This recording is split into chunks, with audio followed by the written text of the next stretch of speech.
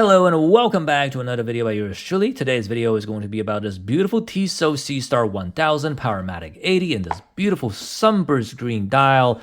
We're going to be going through an unboxing experience and then going through the dimensions and specifications and ultimately answering the question whether or not this watch is for you. So without further ado, let's roll up some B-roll footage and continue on with the video.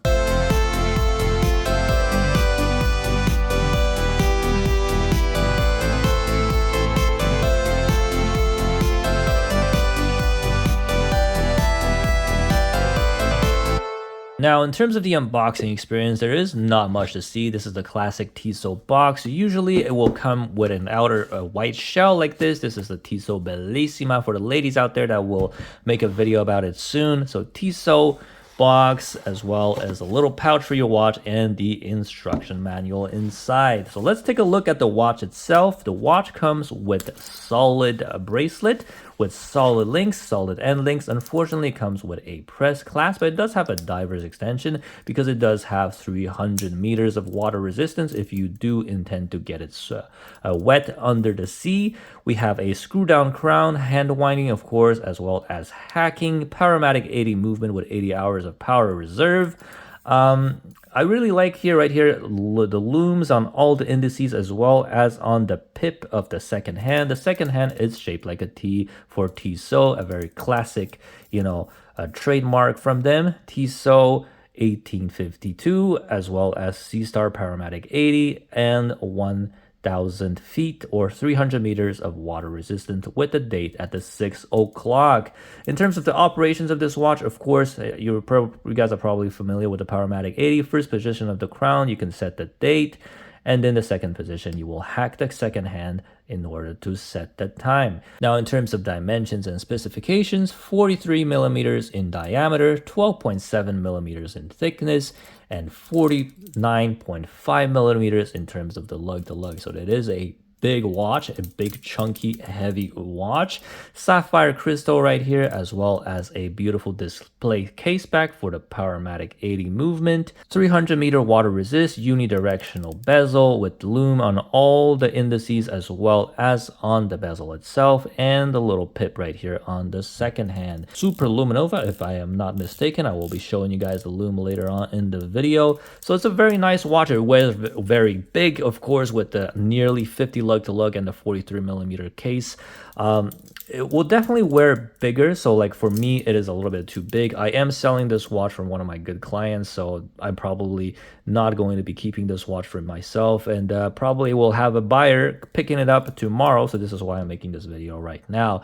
It will also wear bigger despite its size because of its bigger dial and the fact that the indices are pushed all the way farther from the dial than other watches, for example, Seikos. For example, this Seiko right here, it's 47 millimeters in diameter, but it will still wear smaller compared to this Tissot because of its shorter lug to lug, as well as its smaller dial, and also the indices being more pushed towards the center of the dial compared to this one. I'm going to be showing you guys on my 6.5-inch wrist. This looks a little bit too big, but the Seiko, despite the case being bigger, still looks smaller because the smaller dial and also because the indices are more compact. Also, as you can see right here, the bezel is pretty thin compared to this one, even though they kind of look the same.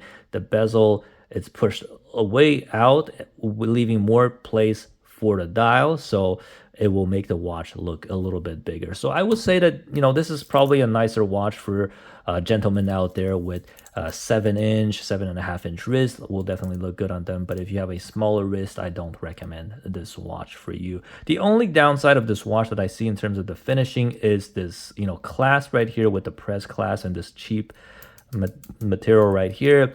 Could be done better. Other than that, the watch is very well done. Powermatic 80 movement, a little bit controversial. Some people say it's junk because of its plastic parts. And also the serviceability of this movement. You pretty much have to go to the Swatch Group in order for them to swap it out and service it for you, because they do not make parts available for your average watchmaker. But Also, there's an advantage with this movement is the 80-hour power reserve, and also, the swatch group is probably going to be still around by the time it needs a service, so there will be no problem if you do need to have this watch service. You just have to go to the swatch group and it will swap it out and give you a new one.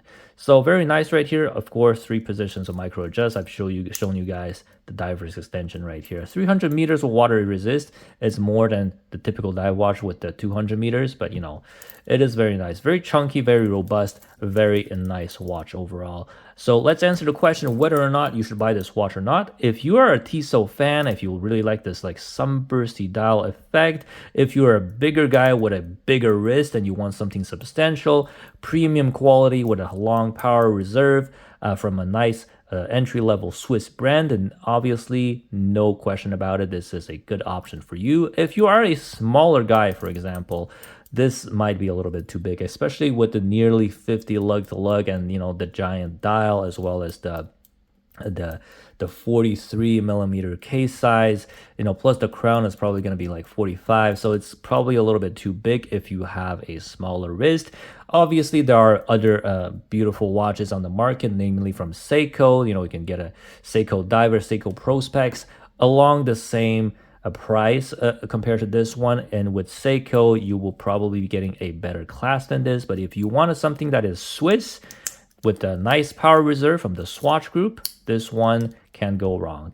Another thing that I've noticed that I dislike about this watch is that the indices are pushed way out and they're kind of small for this big of a dial. Like for example, if you compare to my Seiko right here, big indices, more centered, small indices pushed out in the dial just makes the watch wear a lot bigger. I'm not a big fan of the Tissot secondhand, but some people really like it. So those are my opinions about this watch. So thank you very much for watching. Hopefully I was able to help you guys decide on whether or not to pick up this watch or not. And of course, if you enjoyed my videos, do not hesitate to like, comment, and subscribe. And let me know down in the comment section, what do you think about this watch? Thank you very much for watching, and until next time.